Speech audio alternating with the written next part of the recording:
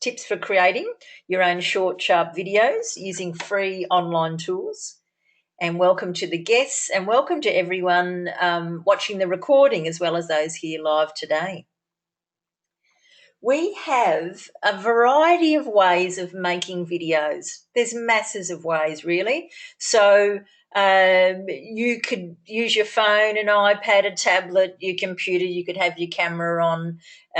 There's just so many ways that you can record. But what I wanted to show you was how you can actually use webinar tools or virtual rooms to actually record as well. So I've pictured a few here. But the one where I'm going to suggest you use, if you don't have some you pay for, and we're going to do a session all about the different sorts of, well, some of the different sorts of webinars. There's so many out there. But one of the ones you can use is Zoom. And Zoom has you can use it for free, and you could actually use it to record yourself.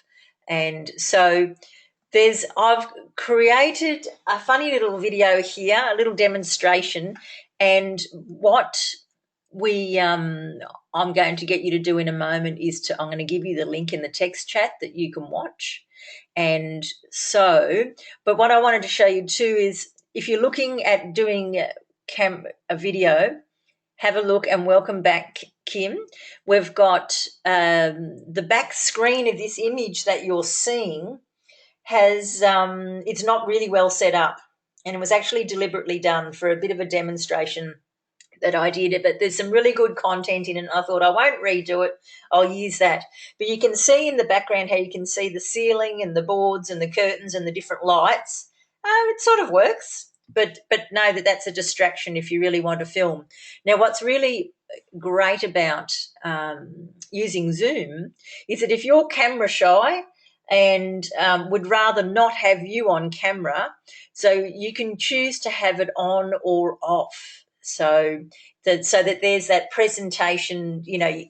Not everyone wants to be on camera. You'd rather just teach, do something short and sweet and demonstrate it to somebody else, explain things, and then you can use your professionally done photos if you want to.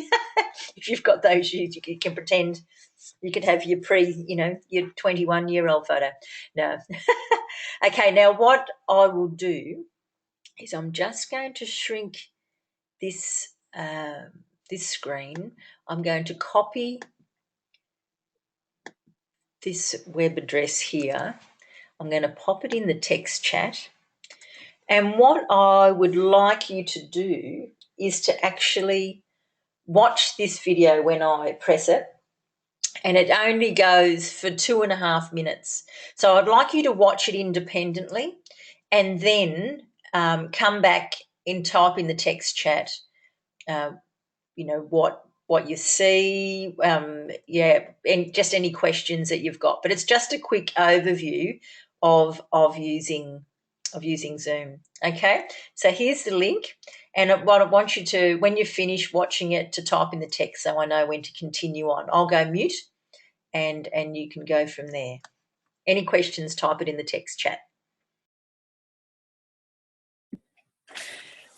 Hello, I'm doing a short little introduction to recording with Zoom. So I'm using a free account, and we have a bit of a demonstration of how you can share either, and with recording, I can record with me or without, and I can share the screen. So I can press my computer screen on the share button on here, share the computer. It could be the whole desktop, it could be a PowerPoint, depends on what you've got open already.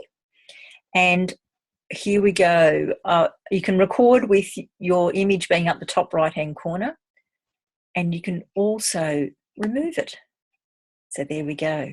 So you can mute and unmute as you go. And what we have here is, I'm just showing you so we're using Zoom. So Zoom.us is one web conferencing program you can do. Another program you can use is Webinar Jam. It's fairly complex in how it's set up. And then we also have GoToMeeting as an option. We also have the option of read back recording potentially, and there are lots of webinar, web hosting resources online. They all have different prices. They all have different possibilities of what you can do. So I'm just showing you a few of those today. The demonstration we're going to try out is Zoom, because it allows us to do free recordings on a low level connection. Webinars you normally use live and connect to lots of other people, but you don't have to. It could be just a few of you together doing the recording, chatting and recording what's on, or an individual can prepare it and do it themselves. We're also going to have a look at YouTube and how you, once you've got your recording, that you can then upload it and share it on YouTube and allow certain people to see it or not. So that's going to be part of our demonstration today. So let's come back and stop the recording, and then and I'll do another demonstration on how you can use YouTube. Fantastic. Okay, so it just gave you a bit of an idea of how you could, potentially film in a variety of ways. Yeah. Well, I'm not saying that you won't do more than one take, Kim. So yeah. Okay, so let's have a look at, let me just go on the bigger screen again too for you. Okay, so from there, we've got a bit of a stretch exercise. Now, I'm not sure if you're in a public place. This could be funny if you do. But we can do a quick hula hoop exercise. We stand too much in front of our computer screens. So I want you to stand up with your legs slightly apart so they're sort of level with your hips. Put your hands on your hips. So I can imagine there's someone in McDonald's and everyone looking strange, but you'll be at home. And pretend you're doing the hula hoop. So you can even do it 5 times, 10 times to one direction and then go around the other way. And, yeah, really good. You might wriggle your shoulders, get yourself back in place. Not for people who need hip replacements, no. That's it. I should have put my warning alert, if it hurts, don't do it, for exercises, but a bit of fun, bit of cardio. Now, okay, now we're not actually going to do Zoom, but I want you to be aware that this is the source that you can, we're short of time here for Live at Lunch, but it gives you the idea. And you can ask in our discussion forum. We can have a discussion. So that's the website. I've put in the link there. So it's just zoom.us. Nice and easy. You can join for free.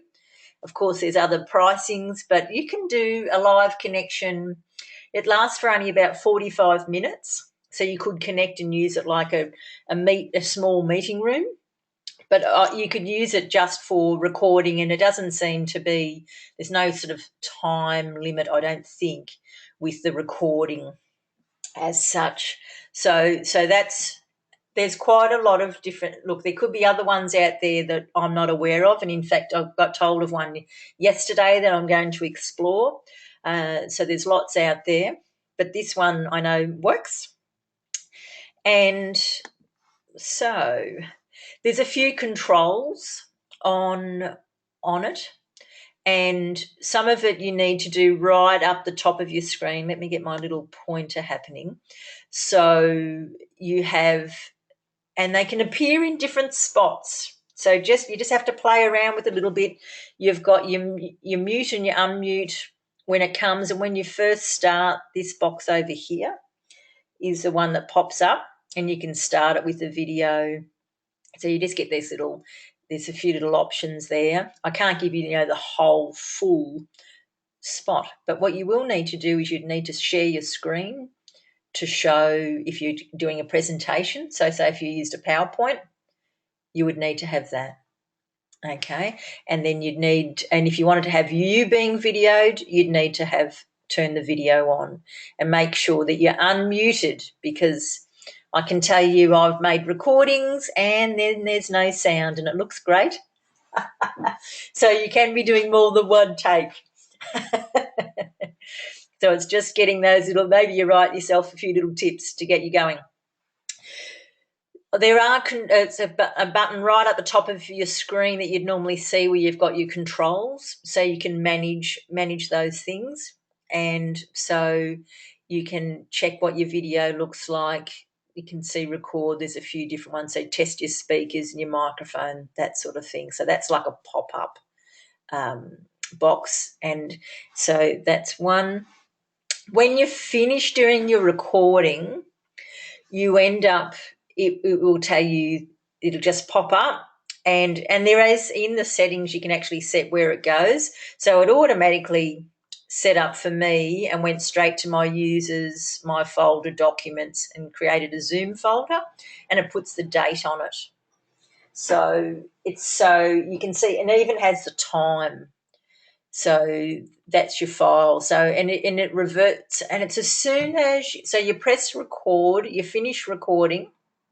It's not until you close the room that you'll actually get the recording, this message. So you actually need to sort of log out or close the recording room to see it. But it's easy to pop it open and go and yeah, and do it that way.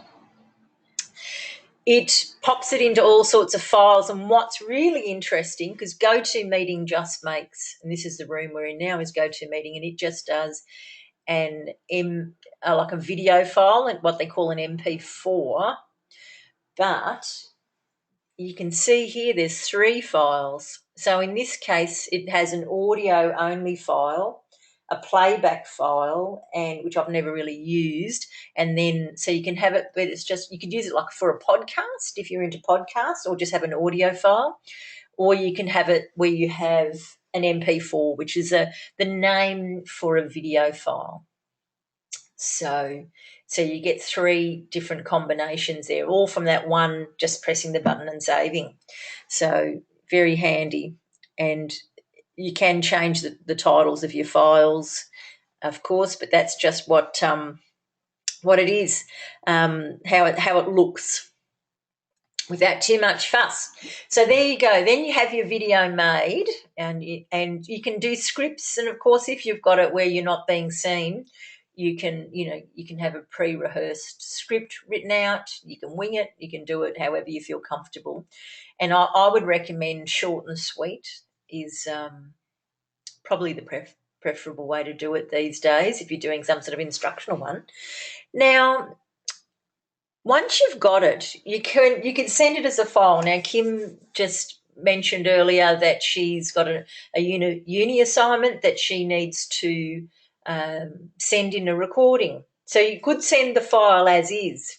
But another way you could do it, and this is what I do, is I put it up on YouTube. And there are other platforms.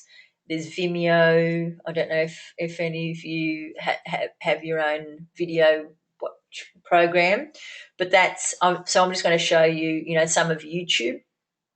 So it is actually I can't get, there we go. So I'll just put that link in, and I'll send you an email with the links as well, and the links to some of the recordings. So you could, if you've got, and I'm not going to get, again, if I was doing this at a live workshop, we actually all joined like a face-to-face workshop and joined up and then got ready to go again. So, but if you've got a Gmail account, which is the same as a Google account, YouTube's an affiliate, so it works for that. Right. Now, I've got a demonstration of how to do it, of an upload, so you can watch that later, and I'll send that out with the follow-up email. But just to get you, we'll skip that exercise. What it looks like, so here's a few screenshots just so as a bit of a backup. So what you get when you're in YouTube, in the top right-hand corner, there is an upload little arrow, and that appears virtually on any, I don't think there's a page where you don't see it, and it's there. So it's called upload. And when you just click on that, it opens up this screen here, and you can select files to upload. Now, I encourage you always to have your default, your arrow being unlisted, so that you can upload it and then view it, and you can edit it. And because if you put listed, it'll actually be publicly listed so people can find it. So I have it defaulted that I always have it unlisted. So then you've got a chance to think about it if you want it to be. Now you can see some other resources here. And then even here about importing videos using photos. So there's a whole lot of resources worth playing about with. So, oh my goodness, this looks such a busy screen. It was very tricky. So what we have is when you've uploaded your video, you get a choice of a thumbnail. And the thumbnail is, when you're on YouTube, the image that you see. So it defaults and puts up 3. And they're sort of randomly chosen. So this one's not a great one to start off with. You could do a customized one, and you click on the customized thumbnail, and you can upload a screenshot, so you can have a nice title page. So even though your video may not start that way, you pop it up, and that's what people see when they're looking at your YouTube video at the start, if it's listed on a page. Then you have what's called basic info. It's a bit sensitive, this screen, if I touch it. So on the basic info, you have one that's basically the title of the video. You can put in a really good detailed description. Tags are all your topics that are related to the video that you've got.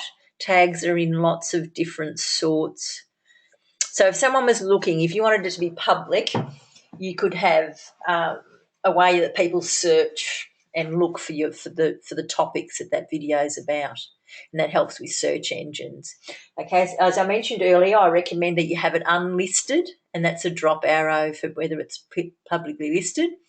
And you can create folders or playlists so you can have things grouped. So I've actually got Live at Lunch now as a list, and it's up to you if you create that or not. It has a few details over here on the right, all about your video, and even before you're finished uploading it properly and it's processing it, it gives you a web address that your video is going to be. That's what the link will be. Okay, so sorry about a busy slide, but there's a lot to sort of show you with that. There are more subheadings here, and that's if you wanted to translate them into other languages, if you wanted to have people pay to see your video, so in more advanced settings. Okay, so that's for just the basic upload. Now, let me just go one more. So when you're trying to find your videos, because sometimes you close and you come back and you go, where on earth is my video? In the top left-hand corner, we have this little grey lines, so they're hard to spot. And if you click on that, it opens up this menu. So you have a menu on the side, and your things are in My Channel. That's where your videos are. Okay, because it has a whole lot of things of what you look at, and Video Manager is where you can go to edit. So it's clicking the lines if you don't see your menu, choosing My Channel, and then you go to Video Manager, and that will show you your videos. So some are public, but if they're not public, they're hiding behind that Video Manager. Now that took me a little while to get the hang of that, but they're the 3 basic steps there. Now, once you're in, you can edit. Now, for example, I'm recording this session right now. We've had a piece where I actually got you to go and play a video. Now, I can actually put those 2 videos together. So if someone's watching the recording, they can see this recording and then see the playback that you watched independently, and then whack it on. So it's getting pretty fancy, and that's in the YouTube video editor. and that's putting a few together. So you could tailor make, you could make little pieces and pull them together. What I find the most useful thing that I do all the time, I use, is trim. And when you click on trim, it actually opens up like a little down the bottom, and we can't see it in this slide, but it actually allows for you play it and then you can cut it. So you can press scissors and you can cut the beginning out or the end out or the middle out and remove bits. So it takes a little bit of fiddling. If you've got a good bandwidth, it's probably easier. And then what you do is you save it as you save it as a new video is what I'd recommend. So you have 2 copies. But it will save as you go to some degree, and you can add annotations. You can add music if you want a music. I've not really done it. Yeah. So it's a bit of I've had to play with the auto fix, but I didn't really like it. But it's about, so that's sort of the basic stuff. And info and settings just has the basics of your title and your tags that we were looking at before. And the enhancements are where you do your editing. So you can revert it. And once you've pressed that you want to save it as a new video, you have to wait a while for it to work, and it'll do its magic in between time. So you just have to have a bit of patience with it, depending on how big your video is and your internet speed. So that's basically it. Are there any, I mean, I know it's a bit fast and furious, but so there's 2 tools to get a handle on, one being Zoom or whatever recording. And of course, you don't have to use Zoom, as I mentioned earlier. You could have a camera. That's what it is, Gay. It's a bit of an introduction. So if you've got yeah, you could use your own phone and you could record and you could upload. But what I really like about the fact with Zoom is that you can actually have a PowerPoint up and have a bit of a demonstration beforehand as you go with some instructions. So, any questions?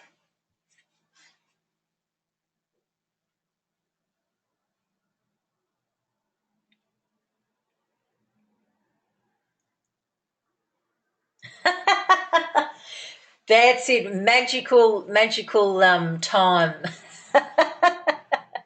Cloning yourself. That's it. It's a matter of having a bit of a play. So what I can suggest, if you have any questions later after you've got it, I would suggest that you come to my the discussion forum, and I haven't. We'll probably put it into the Making It Happen forum. Yeah, that will be where we'll put it. So I'll put a little bit of a comment there. So if you've got any quick, easy questions, we can do that. And so just to let you know, I have got a webinar course coming up. That's a short course, so you can apply for that if you'd like to do facilitation of and sort of managing webinars. So that's 4 weeks. I've got either a daytime or an evening. Same with the online meetings, which we did the other week, which is particularly probably more useful. And so that's using, the variety of tools. And next week, I'm going to be talking about webinar programs. So just some of the big pool that's out there and what are the pros and cons of the various ones. And then really interestingly, on the 20th, I've got a guest speaker, Rhonda Muller's going to show us how to make candles. So I'm going to be bringing in some teacups and we're going to make some soy candles, and she's going to show all about that. So that's quite a different event. And then down the track, we'll have some of our Pitch Fest presenters as well. So when I went away on the weekend, not the weekend, just yesterday I spent a day in Dubbo and got to meet some amazing business people. And so there'll be some other resources there that will be coming up. So that'll be up on our Live at Lunch. So fantastic. Thank you, ladies, for joining with me today. and that the live events and all the events are here. And also we have and the courses and the details are in there. So there's quite a mix. And as always, our recordings will come up and their YouTube and their links to the YouTube resources. So they're, similar products to just what I've been showing you today. But as I said, those short and sharp little info sessions are probably the most useful for what you could do. Okay. Terrific. All right, we'll have some fun. And have you got, I know Kim mentioned that she's going to be doing using videos for her course. Have either of you thought about how you might utilise videos? You're welcome to take the microphone if that's easier. Never thought about it, but I am now thinking about it for my coaching business. Aha. Terrific. Yeah, so you could do some little intros actually. So a coaching business guide. Yeah. Okay. I've been a coach for a long, long time. Aha. I coach PhD students. Right. Fantastic. So you could use it if you wanted to do it for a business pitch. There's a great link I can share. I'll pop that in the forum as well. There's some hints about how to, if you wanted to promote and sell, promote your business in 1 minute. But if you've got some regular tips that you keep using and saying over and over again, that could be the way to do it. Or, have a resource for people to engage with. Fantastic. And even potentially marketing an event for guides or, some sort of, or having the girls being guide leaders, as I know you both are, you could maybe have the girls create something using, use your registration with the tools to save them having to register for the different websites, and they can play around with creating something. The girls could probably teach us a thing or two. Yeah, for sure. We can always learn from them. That's it. You learn from everyone. So that could be the way that you play it, is get them to explore and try it out. But yes, but I really recommend the unlisted. Okay. Well, you all have a fantastic, fantastic day, and I might see you at our next live at lunch. Have a great week.